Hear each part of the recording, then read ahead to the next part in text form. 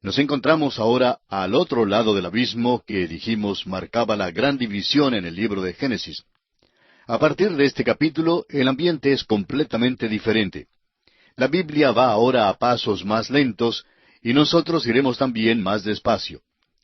El énfasis se quita de los 4 eventos grandes que notamos en los primeros 11 capítulos y recae ahora sobre 4 grandes personajes.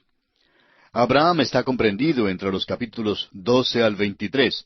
Este es el hombre de fe. A Isaac lo encontramos en los capítulos 24 al 26. Él es el hijo amado. A Jacob lo encontramos en los capítulos 27 hasta el 36. Jacob era el hijo escogido, pero también el hijo castigado. Y los capítulos 37 hasta el 50 nos presentan a José, el cual pasa por sufrimientos y llega hasta la gloria. Estos son los 4 patriarcas de suma importancia en el entendimiento de la palabra de Dios, y estamos tomando el relato de sus vidas en el resto del libro de Génesis. Amigo oyente, Dios se ha mostrado al hombre, y confiamos que Él tiene para su satisfacción no seguir luchando contra la raza humana, porque después de la caída del hombre tenemos el gran pecado de Caín. ¿Y cuál fue ese pecado? Bueno, sin lugar a dudas, fue el orgullo. Y podemos decir que Caín estaba enojado porque en el fondo de su corazón él se sentía satisfecho y hasta orgulloso por la ofrenda que presentó a Dios, pero que fue rechazada, trayendo como resultado el odio hacia su hermano Abel. Como usted ve, amigo oyente, la envidia y el orgullo es el pecado del diablo. Es el pecado de la mente. Y en el diluvio es el deseo de la carne. Podemos ver en esas cosas, aun en la imaginación del hombre y en cada una de sus acciones, que todo guiaba a satisfacer el deseo de la carne. En la construcción de la Torre de Babel encontramos la rebelión del hombre contra Dios. Dios trajo el diluvio para juzgar al hombre. Si Dios hubiera tenido que esperar el paso de otra generación y hubiera sido paciente por otros 120 años más, aun así el hombre no se hubiera vuelto a Dios. El hombre no hubiera considerado suficiente esta espera divina como una oportunidad para cambiar su mente. Dios ahora se aleja de las naciones y escoge a un hombre del cual hará una nación. De aquella nación, a su turno, vendrá el Salvador del mundo. Hasta aquí Dios ha estado tratando con todas las familias de la tierra. De aquí en adelante pone énfasis en los individuos. Ahora, cuando Dios llamó a Abraham, usted encontrará en él a un hombre de fe. En nuestro programa anterior intentamos señalar a Abraham como el hombre más grande que ha existido en la tierra. Cualquiera que sea la vara que usemos para medir el valor de este hombre de fe, él resalta como un gran hombre. Y vamos a considerar por unos momentos cómo Abraham podría ser igual a un gran hombre aún en nuestros días. En primer lugar, un gran hombre debe ser famoso, y Abraham ciertamente sobrepasa esa regla. Aún en estos días de la radio, la televisión, el Internet y la avanzada tecnología en la comunicación de masas, muchísimos más hombres han oído hablar de Abraham que de cualquier otra persona. Más han oído hablar de Abraham que del presidente de los Estados Unidos, o de cualquiera estrella del cine, o de cualquier atleta. 3 de las grandes religiones del mundo datan de Abraham. Son el judaísmo, el islamismo y la cristiandad. Todas datan desde Abraham, y esto hace de él una persona muy importante. Hay millones de personas en Asia y en África que han oído hablar de Abraham, pero que nunca han oído hablar de los hombres cuyos nombres salen en los periódicos hoy en día. Otra característica de un gran hombre es que debe ser noble de carácter, un hombre generoso. ¿Y puede usted imaginar a alguien más generoso que Abraham? Dudamos que haya hoy un hombre que pueda hacer lo que hizo Abraham. Cuando Abraham y su sobrino regresaron a la tierra, Abraham le dijo a Lot que escogiera cualquiera porción que deseara tener, y Abraham dijo que tomaría lo que quedaba. ¿Cree usted, amigo oyente, que un hombre haga eso en una negociación hoy en día? Ni siquiera en la iglesia de hoy lo hacen, mucho menos en un mundo rudo de negocios. Pero Abraham fue generoso. ¿Se ha fijado usted alguna vez cuán generoso fue Abraham con los reyes de Sodoma y Gomorra? Les dijo que no llevaría el despojo, ni aun un cordón del zapato. Era a Dios a quien acudía Abraham. En tercer lugar, un gran hombre debe vivir en una hora importante. Debe ser, como dijo Napoleón, un hombre del destino. El hombre y la hora de vida deben de encontrarse en el punto crítico de la vida. Y eso es ciertamente verdad en cuanto a Abraham. creemos que el mundo estaría de acuerdo con nosotros en los tres primeros puntos que hemos mencionado. Es posible que no esté de acuerdo en este otro punto. La cuarta característica de un gran hombre es que debe ser un hombre de fe. Y fíjese usted que todos los grandes hombres, aun los que no son cristianos, tienen algo en qué creer. Aprenderemos que Abraham tuvo 7 grandes visiones de Dios. Sufrió 4 desvíos, pero cada vez fue impulsado más cerca a Dios. La cosa más grande que se dice de Abraham en la Biblia es que creyó a Dios. En Génesis capítulo 15, versículo 6 leemos, «Y creyó a Jehová, y le fue contado por justicia». Al estudiar acerca de Abraham en estos próximos capítulos, estamos aprendiendo acerca de uno de los grandes hombres de todos los tiempos. Es un gran hombre tanto en la historia secular como en la historia sagrada. Nadie que sea completamente humano se iguala a Abraham. Se hace mención de él más que de cualquier otro hombre en la palabra de Dios. Esto no quiere decir que fue perfecto. La verdad es que falló muchas veces. Dios le dio 4 pruebas y cada vez cayó. Pero igual que Simón Pedro, se levantó, se limpió y empezó de nuevo a caminar con Dios. Amigo oyente, si Dios ha tocado su corazón y su vida, es posible que fracase, pero esperamos que se levante y empiece de nuevo a seguir con el Señor. Una vez más deseamos enfatizar el cambio que tiene lugar en este punto en el libro de Génesis. Dios ha estado tratando hasta ahora con toda la raza del género humano. Desde Adán a Abraham, Dios no se había aparecido a nadie. Trató con todo el universo. Sin embargo, el hombre manifestó la soberbia, que es un pecado de la mente, y manifestó el deseo de la carne, y asimismo mostró su rebelión franca y abierta contra Dios. Nadie puede dudar la paciencia de Dios con el mundo de aquel entonces. Matusalén vivió 969 años, y Dios esperó durante toda aquella generación antes de enviar el diluvio. Ciertamente fue suficiente tiempo para darles la oportunidad de cambiar de opinión. Y luego notamos una rebelión franca y abierta en la Torre de Babel. Es obvio que Dios ha de tratar con la raza humana de una manera diferente. Por tanto, se aparta de la raza entera del género humano y escoge a un individuo. De ese individuo va a sacar una nación, y de aquella nación saldrá un redentor. Y a aquella nación Dios dará su revelación. Al parecer, esta es la única manera en que Dios pudo llegar al corazón del hombre para salvarlo. Vamos a expresarlo de otro modo. Si es que hubo otras maneras, entre ellas Dios escogió esta como la mejor. Siempre podemos confiar que Dios hará lo que es mejor. Así pues, Dios llama a un individuo y aquel hombre es Abraham. El primer versículo de este capítulo 12 de Génesis dice, «Pero Jehová había dicho a Abraham, vete de tu tierra y de tu parentela y de la casa de tu padre a la tierra que te mostraré». Tenemos aquí el llamamiento de Abraham. Seguiremos el efecto de este llamamiento a través de la palabra de Dios. Y podremos darnos cuenta que Dios hizo 3 promesas. O mejor dicho, una promesa triple a Abraham, y esta promesa en realidad es el eje de la Biblia. Toda la Biblia descansa sobre esta promesa, y la Biblia es un desarrollo de aquella promesa. La primera cosa que Dios prometió a Abraham fue una tierra que Dios le mostraría y que le daría.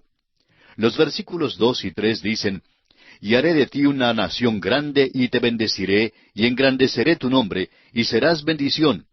Bendeciré a los que te bendijeren, y a los que te maldijeren maldeciré, y serán benditas en ti todas las familias de la tierra». Ya hemos hablado de cuán grande es el nombre de Abraham aún hoy en día. Dios prometió también a Abraham que sería una bendición. Debía servir de bendición para todo el género humano. Dios ha producido de él una gran nación, y esta nación ha tenido la existencia más larga como nación que cualquiera otra que haya en la tierra hoy en día. Al fin, servirían de bendición al mundo entero por medio del Señor Jesucristo. También, al dar la palabra de Dios, ellos han sido una bendición. Dios ha cumplido cada una de las promesas, menos la primera. Dijo que daría a Abraham la tierra, y observamos lo que está pasando por allá en nuestros días. Israel ha puesto las uñas de los dedos del pie en la tierra, y la está agarrando así con las uñas, pero no la tienen, no la poseen completamente. Alguien dirá que Dios no cumplió esa promesa. Amigo oyente, no digamos eso. Vamos a darle a Dios su oportunidad. Mírelo así. Hace 4,000 años, Dios prometió a Abraham 3 cosas que iba a hacerle. 2/3 partes se han cumplido al pie de la letra. Por causa de la desobediencia, Dios no dejó que se quedaran en la tierra. Dios les había amonestado que sucedería esto si eran desobedientes y si se apartaban de Él. Bueno, están apartados de Él hoy día, y como resultado están encarando muchas dificultades. De modo que no digamos que Dios no cumple su palabra. El hecho es que Dios está haciendo exactamente lo que Él dijo que haría. Llegará el día cuando Dios los pondrá en esa tierra, y en aquel día no estarán entonces allí solo por las uñas. Ocuparán toda la tierra hasta el río Éufrates. Estarán en la región donde estaba la nación Etea, y por allí hasta el río de Egipto, el cual es un río pequeño en ese desierto árabe. Parte de esa tierra es territorio que nunca han ocupado antes. En el mismo cenit del poder de Israel ocuparon 30,000 millas cuadradas, pero aquellas no son todas las que Dios les dio. Les dio 300,000 millas cuadradas, y tendrán que tomarlas según los términos de Dios y en el tiempo elegido de Dios. Y el caso es que nadie podrá evitarlo. Amigo oyente, hemos llegado a la posición de saber que Dios es quien maneja las cosas. Es bueno sentarnos sin ningún temor por lo que los periódicos dicen, sin perturbarnos por lo que está pasando en el mundo. Es Dios quien gobierna las cosas y es Él quien ejecuta lo que Él desea a su manera. ¿No es eso maravilloso? Después de recibir esta promesa, vamos a ver lo que hizo Abraham. El versículo 4 de este capítulo 12 dice, «Y se fue Abraham, como Jehová le dijo, y Lot fue con él. Y era Abraham de edad de 75 años cuando salió de Harán». Notemos que Abraham comienza a desobedecer aquí. Llevó a su parentela con él, cuando no debió haberla llevado. Llevó a su padre Taré, y Dios le había dicho que no lo llevara. ¿Por qué quiso Dios que saliera Abraham de la tierra y que se alejara de su parentela?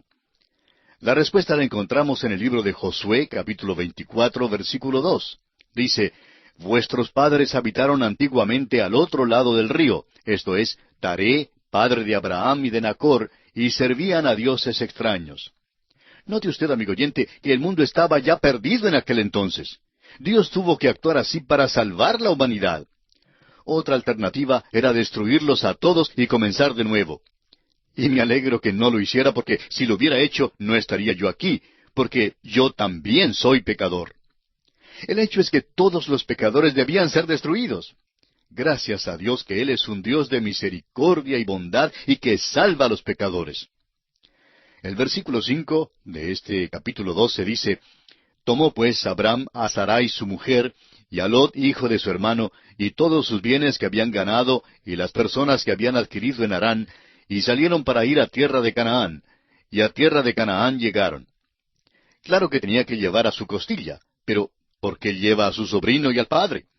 Como resultado, encontramos que Abraham pasó un período de tiempo en Harán, pasando el tiempo, por así decirlo. Él hizo retardar la bendición de Dios. Dios no se le apareció de nuevo hasta cuando entró en esa tierra, hasta cuando se separó de su padre. Ahora llevó a Lot con él hasta la tierra, pero por fin salió de Harán y llegó hasta la tierra de Canaán. Ahora el versículo 6 dice, «Y pasó Abraham por aquella tierra hasta el lugar de Siquem, hasta el encino de More, y el cananeo estaba entonces en la tierra». Los cananeos vivían en esa tierra. Y quisiéramos añadir algo aquí muy importante.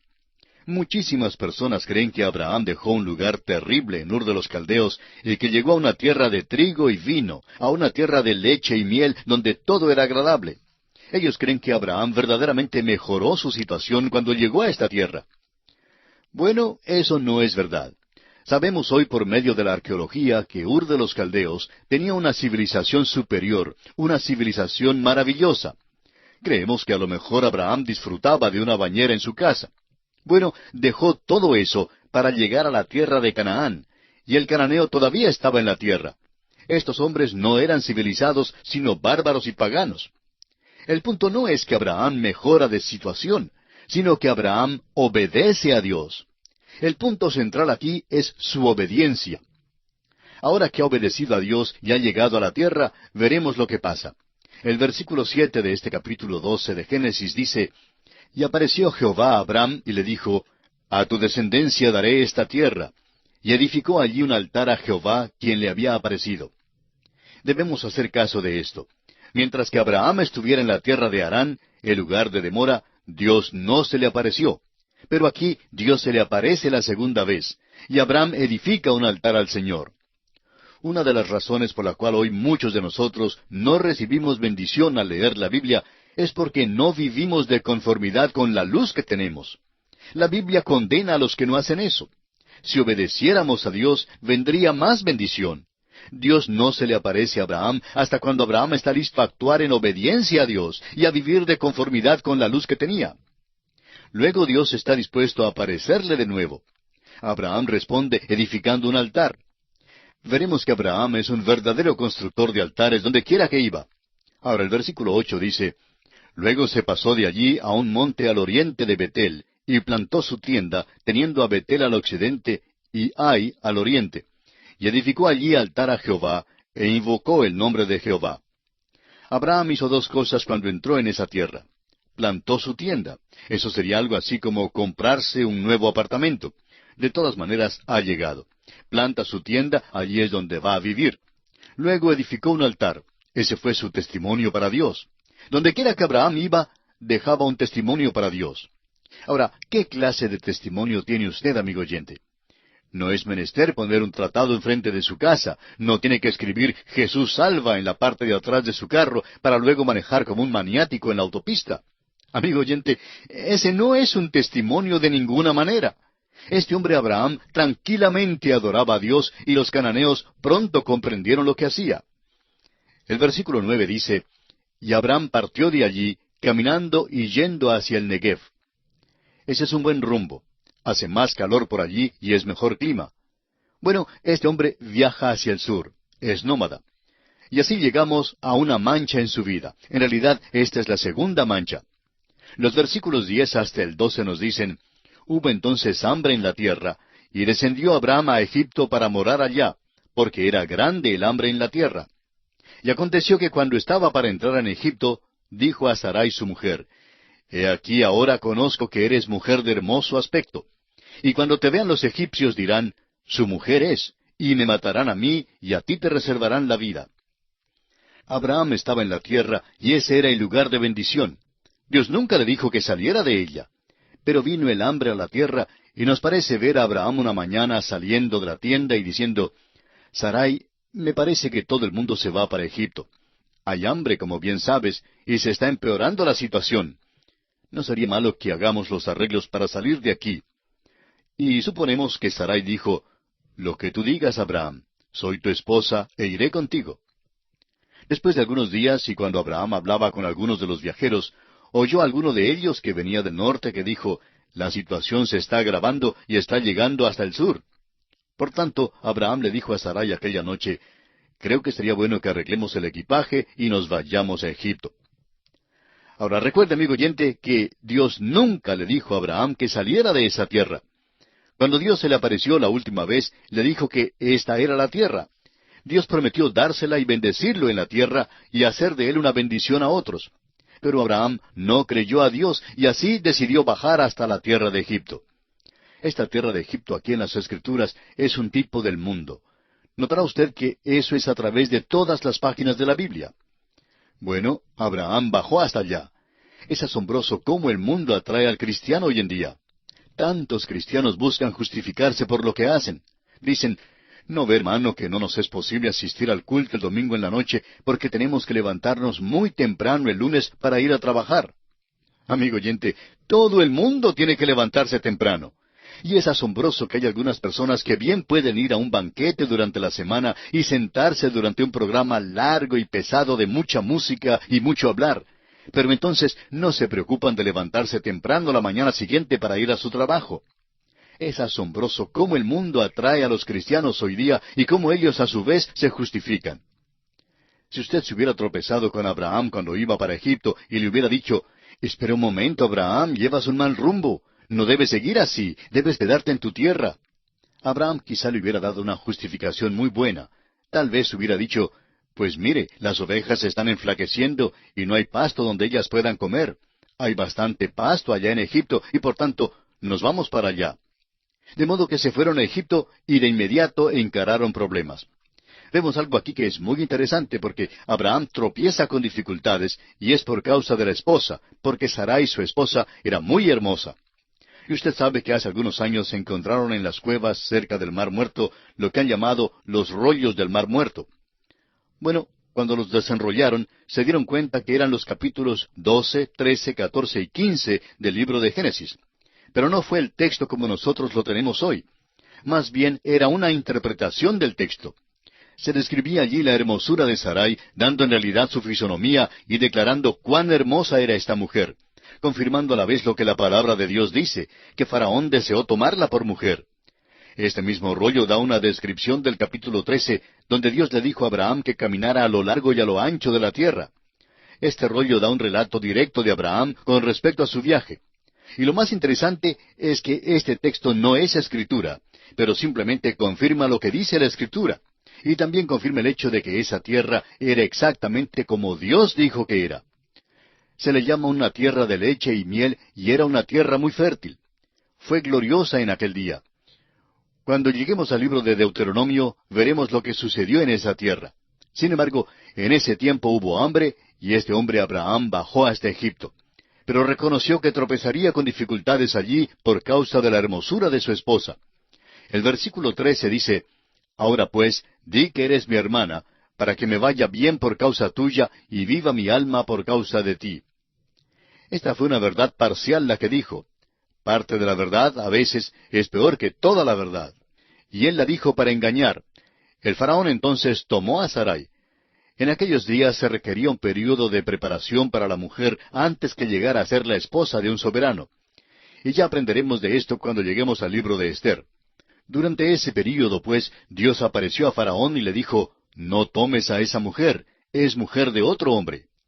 Ahora los versículos 18 al 20 dicen, «Entonces Faraón llamó a Abraham y le dijo, ¿qué es esto que has hecho conmigo? ¿Por qué no me declaraste que era tu mujer? ¿Por qué dijiste, es mi hermana, poniéndome en ocasión de tomarla para mí por mujer? Ahora pues, he aquí tu mujer, tómala y vete». Entonces Faraón dio orden a su gente acerca de Abraham, y le acompañaron, y a su mujer con todo lo que tenía. Vemos pues que Dios vence, y Abraham es enviado de vuelta a la tierra de donde había venido.